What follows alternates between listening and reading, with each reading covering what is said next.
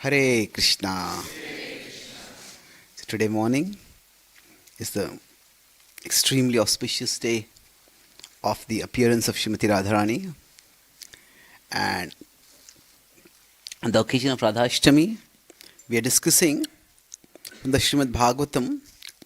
This is the verse where there is a indirect reference to Radharani, and within this reference we have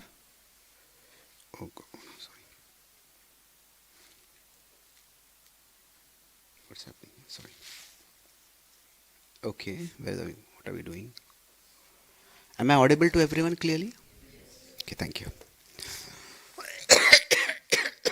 Sorry. So, on this occasion, we are discussing today about the only verse in the Srimad Bhagavatam where there is a reference to Krishna, to Radharani as described indirectly in the Bhagavatam. So I'll talk about three broad things today. I'll talk about the position of Radharani, then I'll talk about the revelation of Radharani as it comes in this Bhagavatam, and then finally we'll talk about the disposition of Radharani, her love, and how we can aspire for that. So in the world, there are many different conceptions of divinity. And within these conceptions of divinity, there are always contestations. Contestations means that if God is like this, why is God not like that? So for example, generally God is depicted as male. So if God is male, then why is God not female? If God is female, why is he not male? So there are some traditions where God is depicted as female. But what the Bhakti tradition says is that if we consider, we will, in the first point of the position of Radharani, we will be moving in increasingly concentric circles. So if we consider broadly in world theology, then we'll talk about Vedic theology, then we'll talk about Vaishnava theology, then we'll talk about Gaudiya Vaishnava theology. And that's where we'll talk about the revelation of Radharani. So it's like we zoom in closer and closer and closer as we try to understand what is the nature of God. So in general, there is some higher controlling being. And that higher controlling being is organizing the affairs of this world. That's a broad understanding of God. Now generally here, God is often seen as male, prominently, and occasionally God may be seen as female. But either way, when we ask, is God male or female, it's a very anthropocentric view that I am the center. Why should God be like this and not like this? So I've written an article on this topic. Before we can understand whether God is male or female, we need to understand that we are neither male nor female. That we need to rise beyond the bodily conception. Right. We are souls, and the soul does not have a biological gender.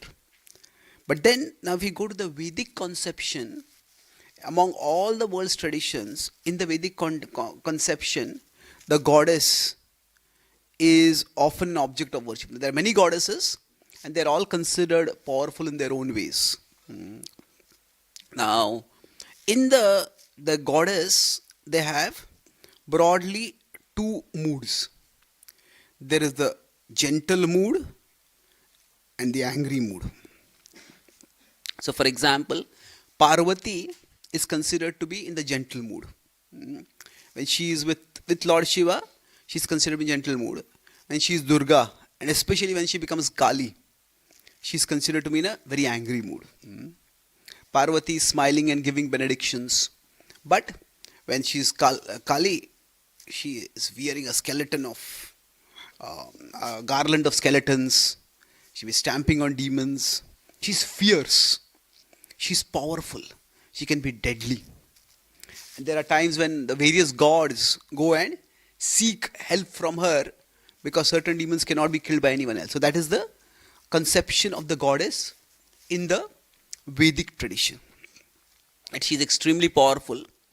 Now, if we consider in the Vaishnava tradition, the prominent focus is on the divine couple. Now, we could say this is to some extent there in the Vedic tradition also, but like I said, in the Vedic tradition, the goddesses sometimes worship separately. Like Durga temples, it's not necessary that there is Shiva over there in Durga temple. In Kali temple, it's Kali alone. So, Sita Ram or Lakshmi Narayana or Radha Krishna. So, this is the idea of a divine couple. And in this divine couple, see, in the divine conception, nowadays we have the idea of gender equality, which is fair enough. That there should not be discrimination against anyone which leads to exploitation. But in the divine conception, it's not so much gender equality as gender complementarity. Complementarity means that what happens is that Lord Ram is the supreme being, but Sita is respected more than him. Sita Ram, that's why I say Radha Krishna. Now, while there is a great emphasis on the goddess as the divine counterpart, but in the Gaudiya Vaishnava tradition, something more happens. If you go into now, in the Gaudiya Vaishnava tradition, that when we consider Radha Krishna, there are many things which right now we are talking about the position of Radharani. There are three distinctive differences in the Gaudiya Vaishnava revelation of divinity. What is happening is that when we talk about Radharani, the first thing is, it is, as Chaitanya Charan Prabhu says, that Eka Atma Dui Vapudhari. That Radha and Krishna, at one level, they are two persons. But at another level, they are one person. Anyonya Leelakari. So it is one supreme person that manifests as Radha and that manifests as Krishna.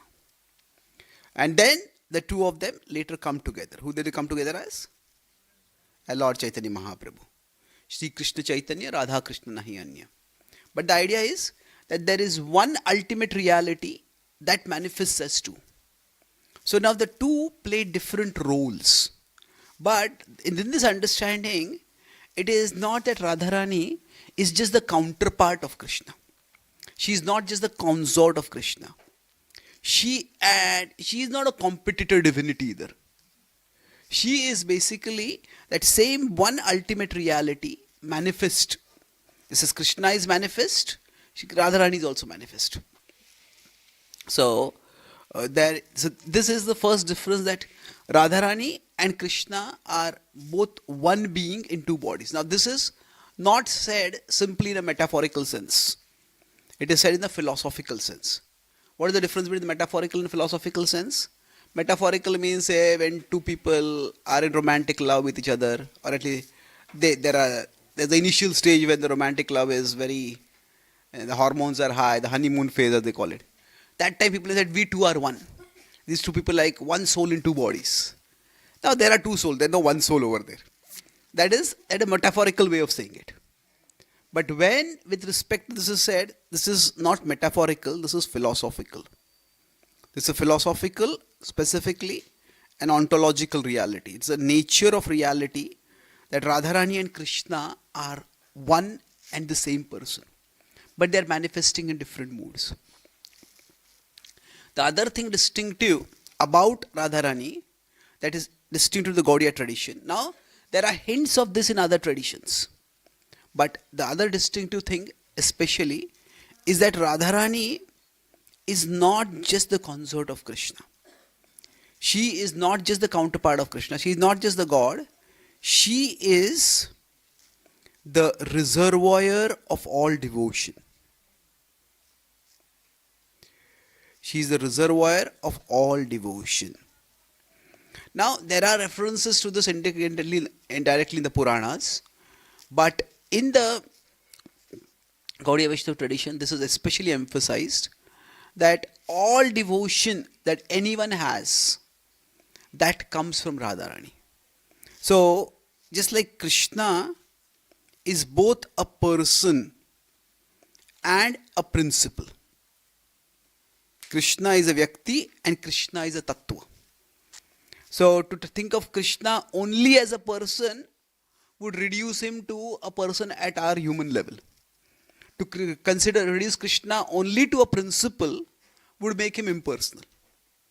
So Krishna, he is not just a person and he is not just a principle. He is both. Similarly, Radharani is also both a person and a principle. So as a person, she is fully the consort of Krishna and she is completely absorbed in Krishna. And generally when we focus on the Leela, we focus on her as a person. But now as a person, we can say she is the exalted devotee, she is the greatest devotee. And we will soon talk about why she is the greatest. One understanding, not why. One understanding why she is the greatest devotee. But what we will do is, what we are focusing on right now is this understanding of her as a principle. Principle means what? That there is Radha Tattva. There is Radha as a Vyakti and there is Radha as a Tattva. And there are many aspects of the Tattva, but this is that she is the Ladini Shakti. And now what does the Ladini Shakti mean? The Ladini Shakti does two things. So if Krishna is here, Radharani is here, and let's put all the jivas right now as a collective. Each jiva is an individual. So we will have countless jivas over here like that. But the jivas as a collective. So the Ladini Shakti, that is Radharani as a principle, Ladini karaye Krishna Ananda Aswadana, Ladini dwara Krishna kare Bhaktera Poshan. So Ladini Shakti does two things. She gives pleasure to Krishna. Ananda Aswadan. She gives pleasure to Krishna. And the second she does is that she nourishes the heart of the devotees. So Radharani as the Ladini Shakti, what she does is, she nourishes the heart of the devotees. So what does nourishing the heart of the devotees mean in this context? It means that ultimately the heart is nourished by love. When we use the word heart, here it is used in the metaphorical sense, not in literal sense. We're not talking about the biological organ that pumps blood. We're not talking about nourishing that heart. We are talking about the seat of emotions that is there inside us. And the heart is nourished by love. When we say, I'm heartbroken, or you broke my heart. If one person says to another, you broke my heart. Then say, let's do an X-ray to see if your heart is broken. Well, now your head is going to be broken now. So, when we talk about things, there is a non-literal level at which we talk. So when we say Radharani nourishes the heart with what? With love, with the devotion. So, she is the source of all devotion. So Radharani is not, why is this important to understand? The same point, this might be a little philosophical, but this will create a good foundation. See, about God himself, there are two conceptions. One is, God is the best of all beings. Hiranyakashipu has this conception that there are many beings and the highest, the most powerful among them is God. So for example, if a tennis competition is going on, there is a number one player. There are many players, there is a number one player. But if some other player wins sufficient matches and their points increase, then this player can become number one. So Hiranyakashipu is thinking that if I do enough austerity, then I will become God. So this is the idea that God is the best of all beings. This is Hiranyakashipu's conception.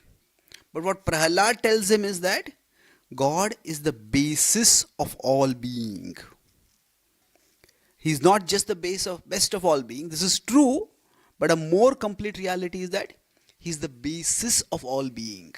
And nothing exists without him. And that's why he is not just being smart and cheeky when he tells Hiranyakashipu asks, what is the source of your strength? And he says that the source of my strength is the same as the source of your strength, and the same as the source of your strength. That is Brahma's strength. So he's not just being over smart over there. He's trying to change Hiranyakashipu's conception that God is not, it's not just a hierarchy of being with God at the top. God is the basis of all being. So similarly, Radharani is not just the best of all devotees. She is the basis of all devotion. Whoever has any devotion, it all comes from Radharani. So yes, she is the topmost devotee. But even the devotion of Yashoda Mai comes from Radharani. And that is the reason, even in a song which is largely about, that is one reason, even in a song which is almost entirely about Vatsalya Ras, that is Damodarashtakam, there at the end, Satyavrat Muni, what does he add? Radhikayai, Namo Radhikayai, Tvadiya Priyayai. So he adds that reference to Radharani. That all devotion that anyone has comes from Radharani. So if you go back to this idea of Ladini Shakti, what this means is that when we try to serve Krishna, we often give the example that Krishna is like the root of the tree. And when we water the root, what happens? All the parts get watered. So when we serve Krishna, we also get nourished. In fact, when we, in giving, we get. That is a general principle. But in giving to Krishna, we get all the more. We are nourished. That is true. But how does that link happen? That service that we do, that service pleases Krishna, and that service brings contentment, brings enrichment to our heart. So both these things are done by the grace of Srimati Radharani. So Radharani is the link who does both these things. The satisfaction of Krishna is like the water going to the root of the tree. See, I may intend to put water at the root of the tree. But if the sun is very hot, the water may evaporate before it reaches the root also. Or if underground there is some kind of flooring or something which does not allow water to pass through, it may not reach the root. So the water has to reach the root, and when it reaches the root, from there it will go to the various parts.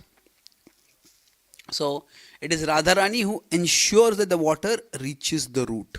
And then the water goes to the parts. So Radharani plays a critical role in the seva that is done by anyone.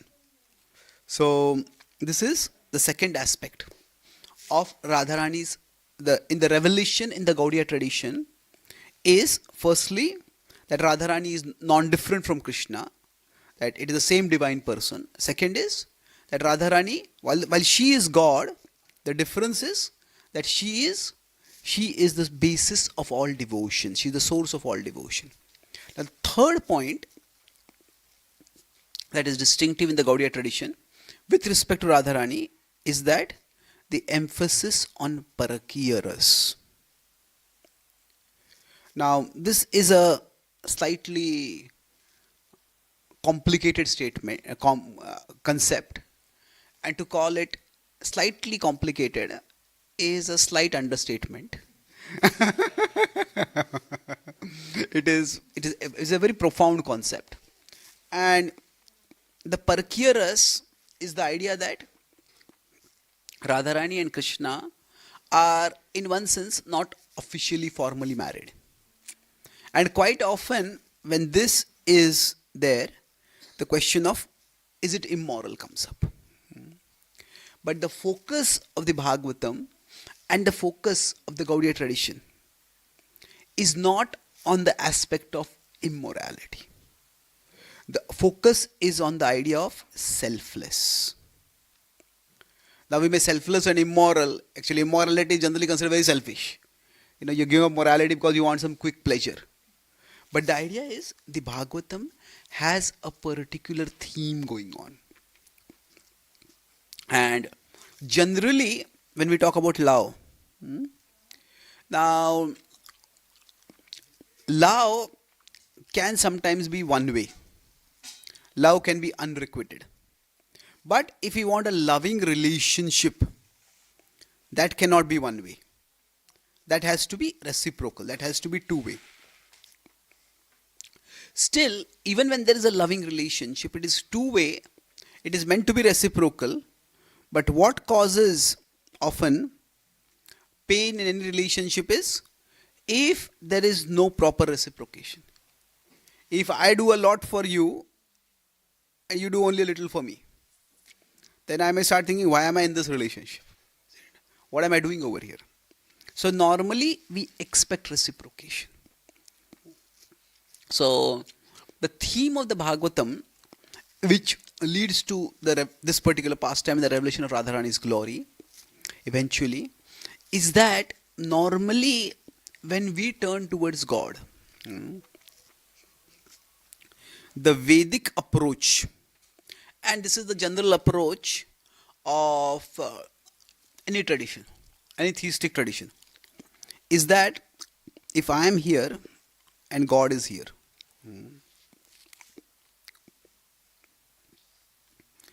if I do a little for God, God will do a lot for me. That is the general idea. We say that, say for example, the common theme is that if you give some charity to God, that charity will come back to you multiple times. It may come back in the form of wealth in this life, it may come up with wealth in the next life. Now, we often talk about the idea of an eternal bank account, that we are trying to save in this world, but all accounts, none of them are going to carry with us. The idea of an eternal bank account is there. So normally, it is emphasized that when we serve God, God will not just reciprocate, He will reciprocate manifold times.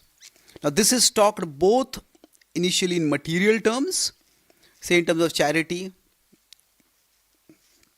It is also talked in spiritual terms, in terms of if we take one step towards Krishna, Krishna takes 10 steps or 100 steps or 1,000 steps. It depends on how ecstatic the devotee is in speaking these things. So, but generally, the idea is Krishna reciprocates so much. And this is true. Krishna does reciprocate.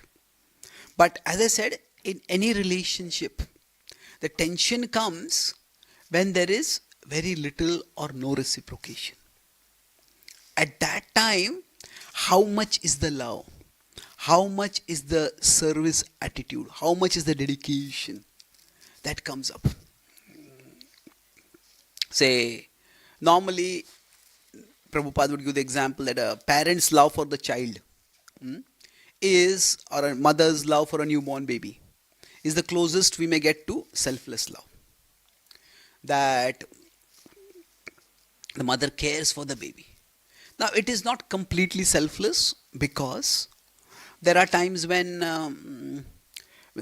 every parents also have expectations from their children. They will do this, they will do that. Even if they don't take care of us in old age, they will at least, spread our good name. That whatever, there is expectation.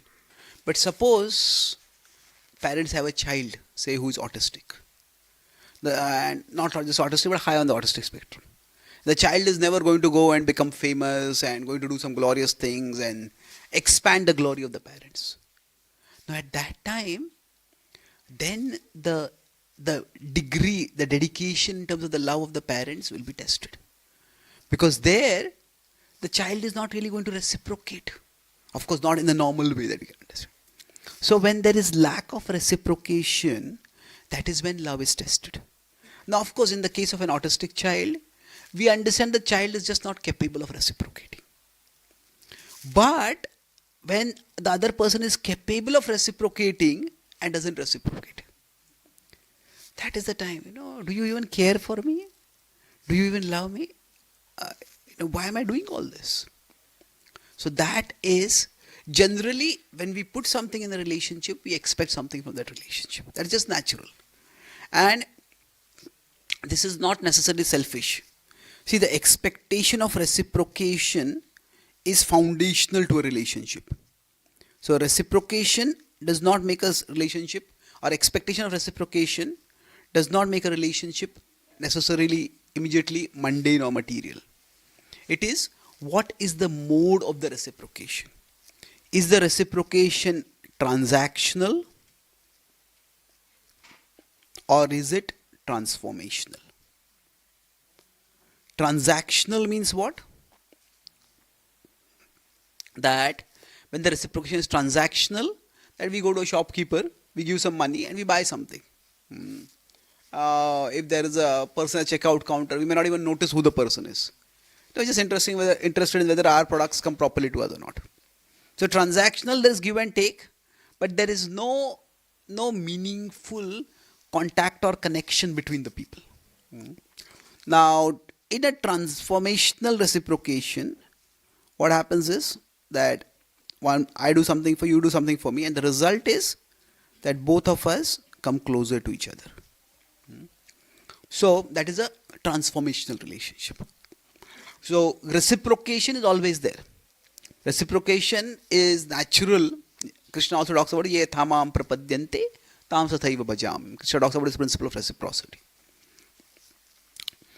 Now, in the case of our relationship with Krishna, our relationship is tested, especially when there seems to be no reciprocation from Krishna. Now, we may be told, you are not able to see how Krishna is reciprocating. Krishna has his own plan, and Krishna's plan will work in its own way. And all that is true. These are not just platitudes. They are truths, but still, when we don't see any reciprocation from Krishna, that is the time the relationship is tested. In the Bhakti Sutras, as well as in Bhishma, and Bhishma speaks this in the Mahabharata, so several places this theme comes up. What is the test of love? He says, when there is every relationship for a relationship to break, and still the relationship does not break. Now, it's not a relationship with like a rope that is going to break.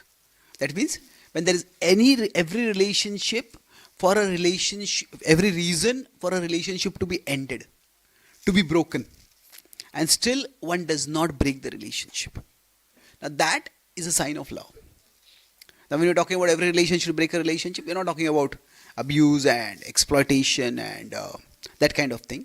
But what we are talking about is that when, in this case, when one person is doing a lot for the other person, and then what is the other person doing?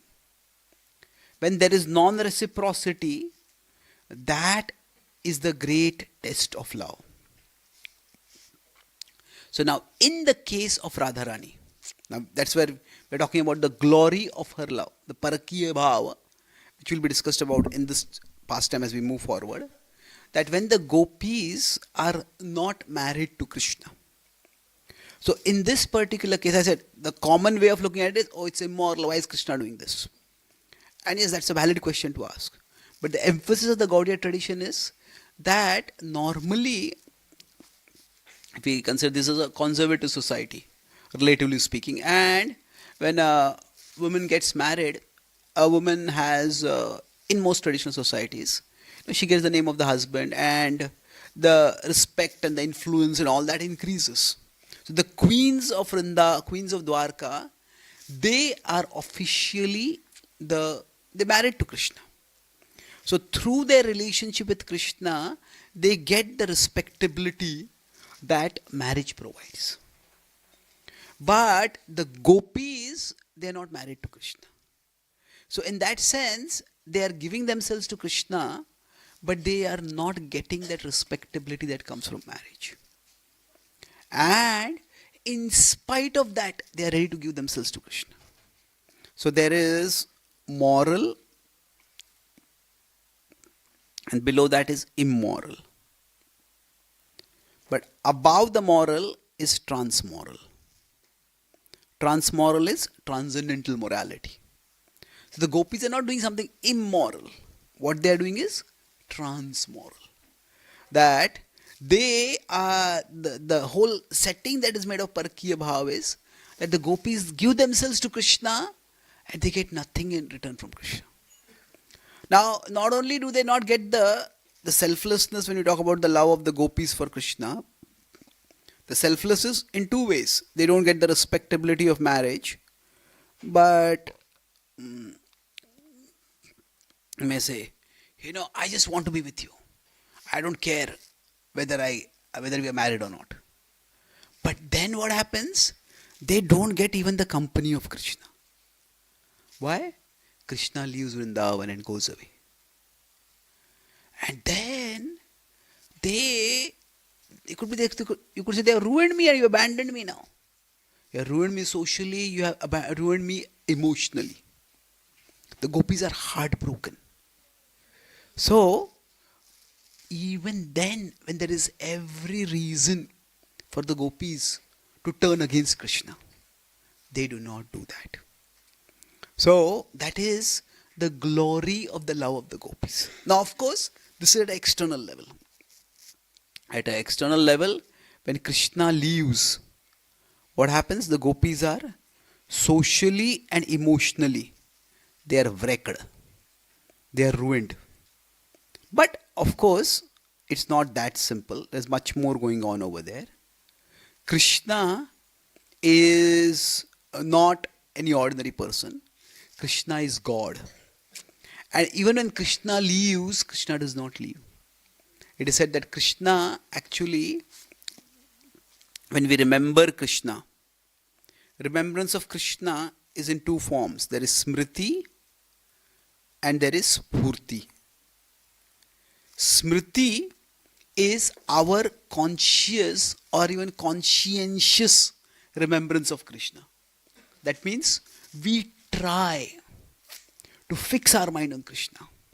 It goes here, there. This is like conscientious remembrance.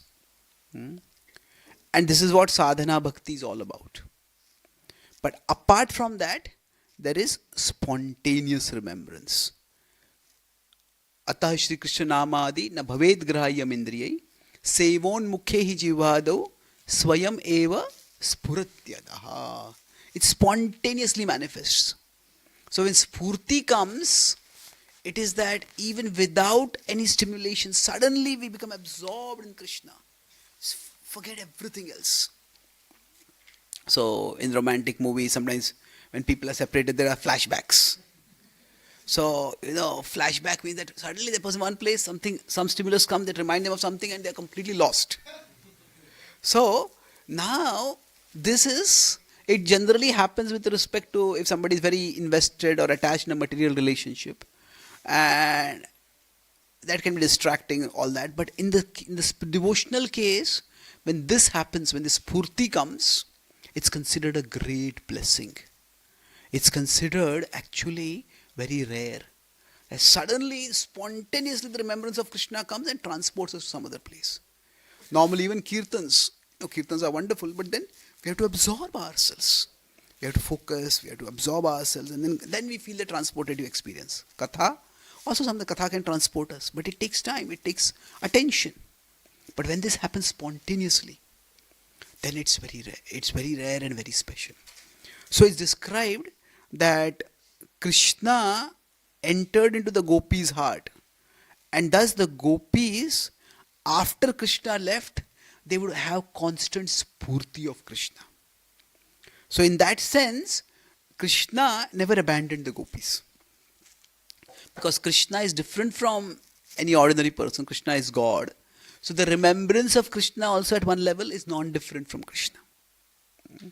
The remembrance of Krishna is almost as good as Krishna. The gopis don't feel it that way. They still want to be with Krishna. But they experience extraordinary enrichment. Although they are externally in agony in separation from Krishna, internally they are so absorbed in Krishna. Seeing that absorption, when Uddhava comes there to Vrindavan, Uddhava sees that and he's completely stunned. What is he studying? He has learned a lot of philosophy, and by learning all that philosophy, he has understood Krishna is the ultimate reality. He has understood how we should cultivate remembrance of Krishna, and he has dedicated himself to cultivating remembrance of Krishna. But when he sees the gopis, he sees the level of bhava they have, the level of absorption they have, the kind of samadhi they are in. He's just awestruck completely. So that is the mercy of Krishna. So in the case of the gopis, apparently there is non-reciprocity, but actually there is reciprocity. But it's more of a, we could say this is, when Krishna departs, it's not non-reciprocity, it is invisible or intangible reciprocity. Or more, it is, Krishna is not with them in that sense. What is Krishna doing? But Krishna giving them the spurti is invisible reciprocity. So let's focus on this particular pastime now, which we are discussing. That here Krishna has called the gopis. We are right now in the 10th canto of the Srimad Bhagavatam, 29 to 33. This is the Rasa Panchadhyaya. And the 29th chapter, Krishna calls the gopis. Krishna's call comes over here. Krishna's call and the gopis' response. Gopis leave everything. Sarvadharman parityajya mamekam sharanam. They leave everything and go to Krishna. Now when they go to Krishna, there is a slight discussion between Krishna, and then the second chapter is the gopis' search for Krishna. Because Krishna has disappeared. The next chapter will be one of the most beautiful chapters. That is the song of separation of the gopis. The Gopi Geet comes up. Then there is, finally, the 32nd chapter will be the return of Krishna and the talks between gopis and Krishna. And then finally, the last chapter will be the Rasa dance. This is how these 5 chapters unfold. So right now, we are in this chapter. So the gopis are searching for Krishna, and while they are searching for Krishna, Krishna is preparing to dance with the gopis. They just started dancing, and suddenly Krishna disappears. What happened? Where did Krishna go? It's like, we have fasted for a long time, and there's a there's a delicious feast. Maybe some item that we like. I'll not mention the item, whatever it is. Some item we like, and we want to savor it. And we take a little bit of that item and we close our eyes and we are savoring it, and we savor it, and then we stretch out our hand and the plate is gone. Hey, where did the plate go? What happened? So the gopis are savoring Krishna's presence. So Krishna is with us, and suddenly Krishna just goes with no explanation. What happened? Where did he go? So when Krishna just disappears like that, the gopis are agitated. What happened? Where did he go? They start searching for him. And when they are searching for him, they are on that search. And now they have come to a particular place. So in this particular purport, there is an elaborate discussion of the marks on the feet of Radharani. Now the context is that the gopis see that there are two sets of footprints over there. So they notice Krishna's footprints and they start following it. Where did Krishna go? And they see there's somebody with Krishna. And that person, the gopis are talking about, Anyaradhito Nunam Bhagavan Haririshwara. That this person, whoever she is, she must have done some unparalleled service to Krishna. Anaya Aradhito. That the way she has served Krishna, it's significant that the way they are using the words over here. So they are saying, they're not saying that, she has given pleasure to Krishna. She is saying they have worshipped Krishna. So the Madhurya Rasa is a very intimate rasa. And in that, yes, there is the highest pleasure is there. But when Krishna disappears, at that time, that jolt of Krishna's disappearance reminds the gopis that Krishna is God. Are the gopis forgetting Krishna is God? They don't forget it ever. But it is that's not what they are conscious of. The example given by the Acharyas is that in the daytime also, the stars are there in the sky. But the sun is so bright that we don't see the stars. We don't sense their light. Like that for the gopis and for the Vrajvasis in general, the love for Krishna, oh, Krishna is our Lord, Krishna is the heartthrob of Vrindavan. That love for Krishna as a fellow Vrajvasi is so prominent that the knowledge, so that is like the sun in the daytime. That because of that, the knowledge of Krishna's divinity goes into the background. It's like the stars in the sky. But when the sun disappears, then, oh, the stars are there. So sometimes they're jolted out of their intimacy, the madhurya, and the Aishwarya comes out. So they are reminded of the Aishwarya. It is there, but it goes in the background. So now, in this verse, largely it's in the mood of Aishwarya. They are anya radhito nunam. They are using the word aradhita. That she has worshipped Krishna like no one else. And they are also not using the word Krishna. They are using very reverential names for Krishna. Bhagwan Haririshwara. They use the word that he is Bhagwan, he is the Supreme Lord. He is Hari. He is the person who can take everything away. He is Ishwara. Now, of course, they will also use a very intimate name immediately. Govinda. Govinda is, oh Lord. See, the next verse, next chapter also, this theme, the gopis know Krishna is God, but still, they also know Krishna is our Lord, Krishna is our lover, Krishna is our beloved. They have that intimate relationship.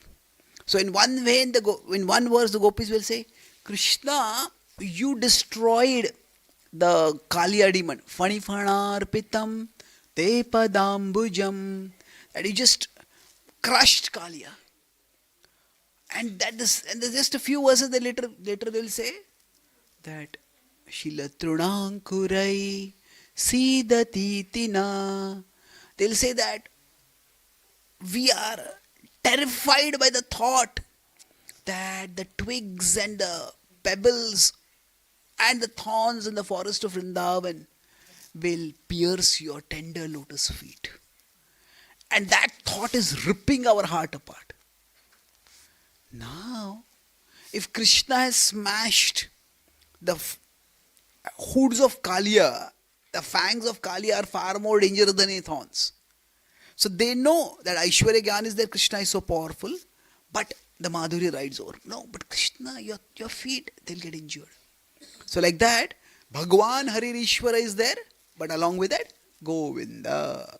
Govinda is Krishna's name in Vrindavan. Prito yam anayadraha. So she must have pleased him in an exceptional way, and therefore Krishna has anayadra, taken her alone to a secluded place.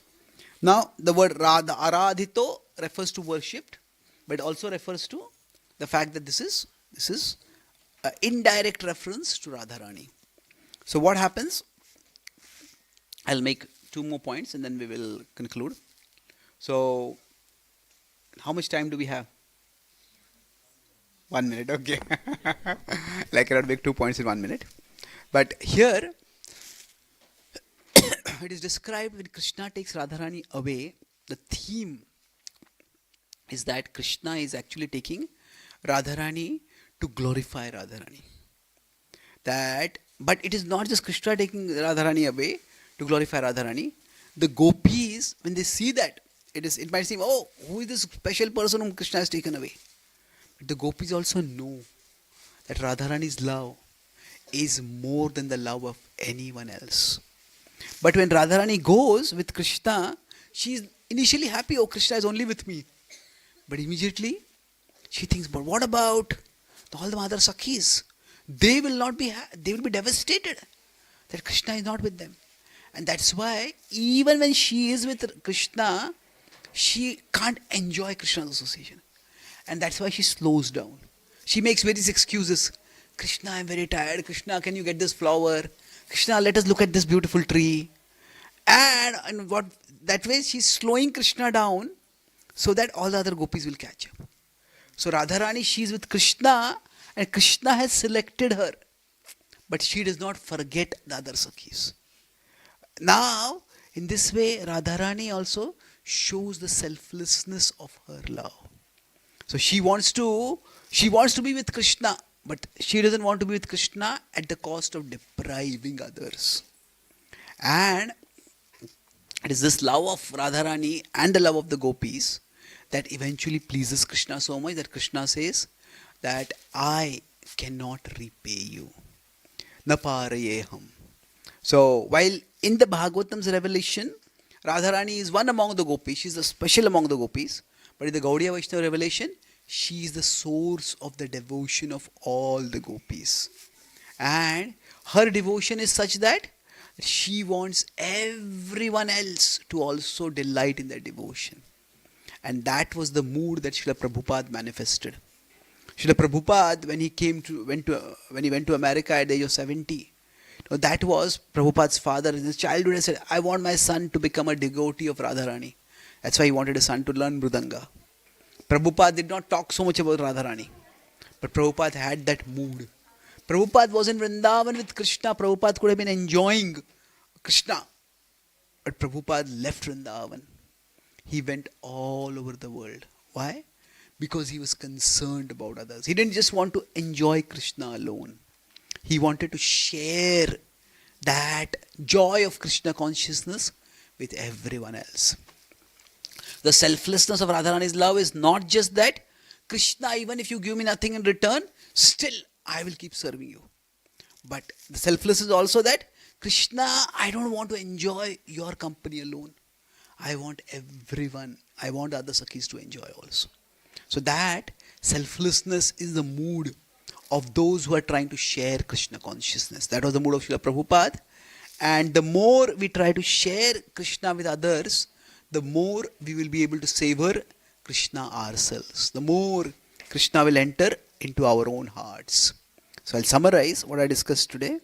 I talked about the position of Radharani.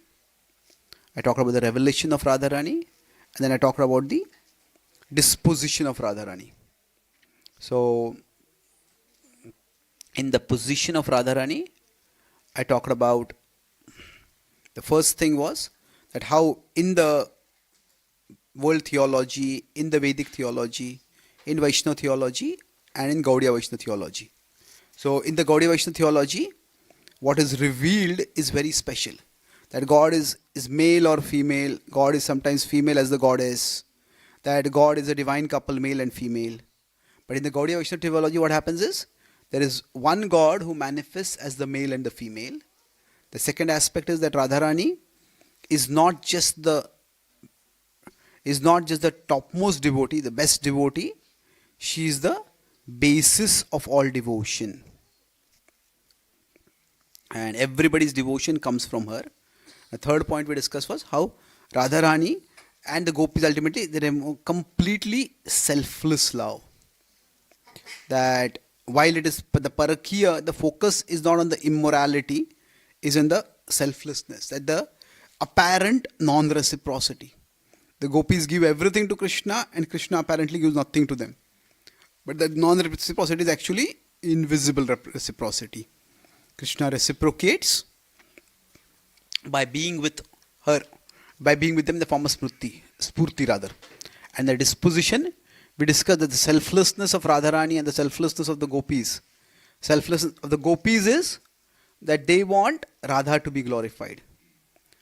And that's why they act as if they are proud so that Krishna will leave them and go away. And Radharani's selflessness is that she doesn't want to enjoy Krishna alone. And she wants to be with Krishna, she wants to have the Krishna's company, but not alone. And this is the mood of outreach. This was the mood of Srila Prabhupada. And the Prabhupada would say that the more we try to share Krishna consciousness with others, the more we will be able to, the more we share, the more we savor Krishna consciousness ourselves. And we share and we savor, this becomes the delightful cycle in which we enter more and more deeper in our relationship with Krishna. So let us pray to Radharani for her blessings, so that we can also develop a drop of the selflessness of her love and also become steady in smriti and eventually one day come to the level of spurti, of spontaneous remembrance of Krishna. Radhashtami Mahamahotsav ki, Srimati Radharani ki, Srila Prabhupada ki Jai Gaur Premanande.